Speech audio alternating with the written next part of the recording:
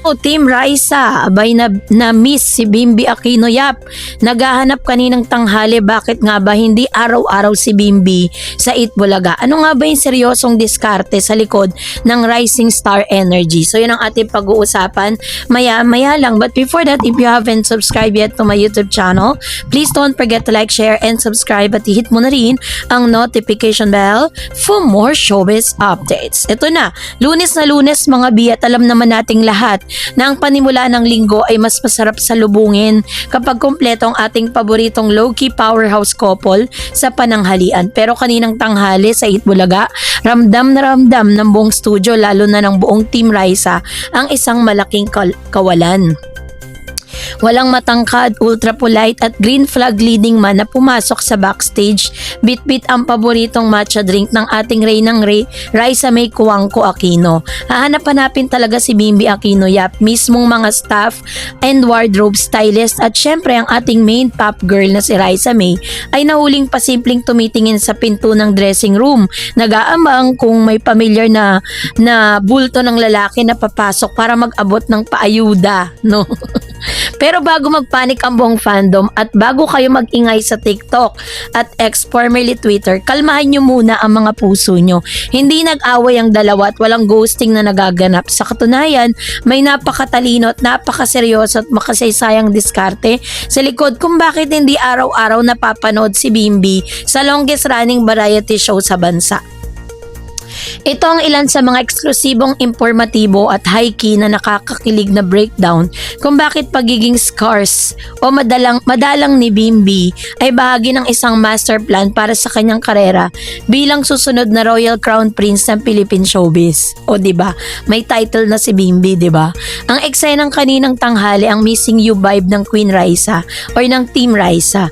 Gawin nating malinaw ang resibo. Sa studio kaninang Lunes ay karaniwang hyper at puno ng energy dahil bagong salta ang mga host mula sa kanilang weekend rest. Pero kanina, may kunting sana nandito siya, energy na hangin. Ayon sa mga inside source mula sa dressing room hallway, napansin ng mga stylist na medyo tahimik ang ating aling maliit habang inaayusan ng kanyang buhok. Karaniwan kasi kapag Lunes at alam niyang darating si Bim, excited itong pumili ng kanyang pastel or conservative dress or dun sa kanyang wardrobe dahil alam niya na very strict at protective ang peg nitong si Bimbi.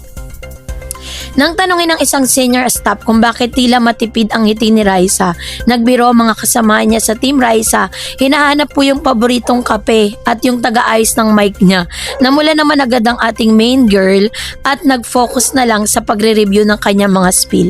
Kitang-kita na kahit ilang araw lang nang hindi nakakasama o sa harap ng camera, ang impact ni Bimbi sa buhay at energy ni Raisa hindi na maipakakaila. Ramdam ng buong produksyon na kapag nandun si Bimbi, may ibang klase ng ningning at inspirasyon ang dala ng ating reyna.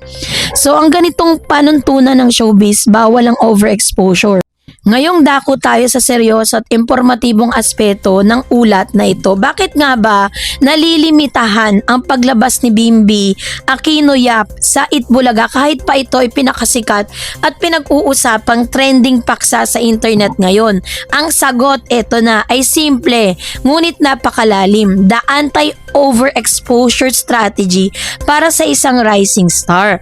Sa industriya kasi ng telebisyon, kapag may isang baguhan na sumisikat na talento na pumatok sa publiko, ang unang instinct ng ilang production ay isa lang ito araw-araw bawat oras sa lahat ng segment hanggang sa magsawa mga tao. Pero ang pamilya Aquino, lalo na ang queen of all media na si Miss Chris, ay alam naman natin na alam na nila yung pasikot-sikot ng pangmatagalang kasikatan. Narito, meron po mga tatlong dahilan kung bakit hindi nagpapakita si Bimbi araw-araw ay ang pinakamatalinong desisyon para sa kanyang career. Ang pagpapanatili ng premium at mystery vibe. Kapag ang isang artista ay nakilala ng publiko araw-araw na nagpapatawa, sumasayaw o nag-host, daan-daang nawawala ang tinatawag na mystery factor. Ang pagiging madalang ni Bimbi ay nagbibigay sa kanya ng isang premium image. Hindi siya isang karaniwang nakikita lang sa kung saan-saan. Siya ay sa kaganapan o isang event na dapat abangan ng mga tao. Ang bawat pag-upo niya sa panel ng Itbulaga ay nagiging espesyal dahil alam ng mga manonood na limitado lamang ang kanyang oras. So ito yung tinatawag na pundasyon ng excitement at anticipation.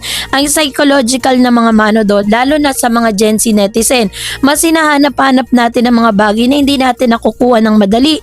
Ang diskarte ng management ay gawing uhaw ang mga fans sa interaction ni Raisa at Beam. Dahil hindi siya pumasok ngayong Lunes, ang buong fandom ay nag-aabang bukas ng Martes o sa mga susunod na araw.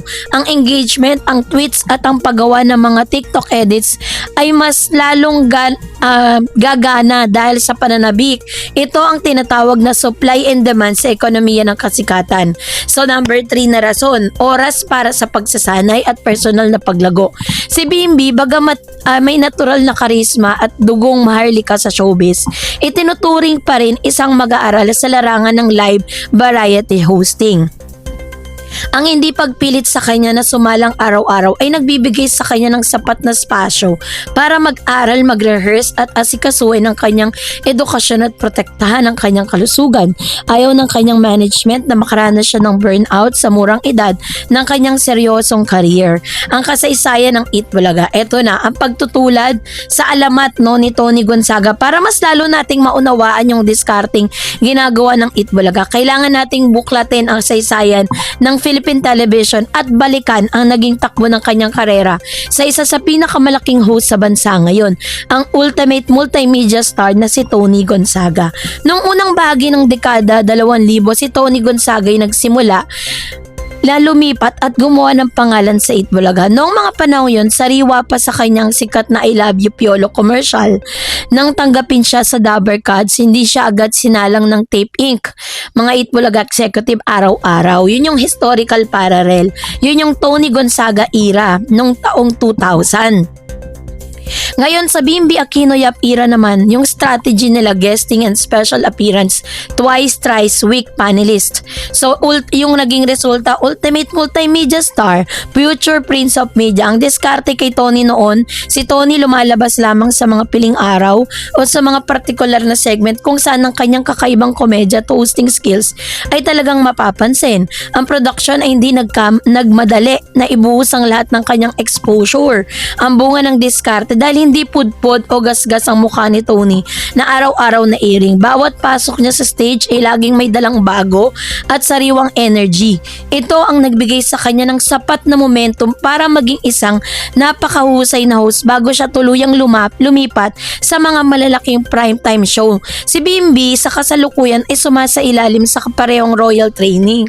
Ang Eat Bulaga hindi lang isang trabaho para sa kanya, ito isang universidad at tulad ng pag-aalaga na ginawa ng Eat Bulaga kay Tony noon, si Bimbi ay unti-unting hinuhubog upang kapag dumating yung tamang panahon, handa na siyang hawakan ang pinakamalaking programa sa bansa ng may sapat na galing at hindi pagsasawaan ng madla. So yung talahan na yan ng kanyang exposure at epekto sa publiko para sa mas malinaw na napang-unaw kung bakit effective yung kasalukuyang setup ni Bimbi. Dahil nga yung may mga paghahambing kasi, 'di ba? Yun yung tinatawag na parang ayaw nila na magkaroon ng overexposure kay Mr. Bimbi. And panahon din po niya yun para po mag-ensayo. Kaya yun po yung isa sa pinakamabigat na rason kung bakit po hindi natin araw-araw nakikita si Bimbi Aquino Yap. Para ma-miss nyo, para ma-miss din ni Raisa. 'Di ba? So kayo po ba isang ayon sa strategy na ito? Mag-comment kayo sa comment section. And that's it for today. For more videos and updates, please don't forget to like and subscribe, and please don't forget to follow my Facebook page, Dareds TV and Dareds channel. God bless everyone.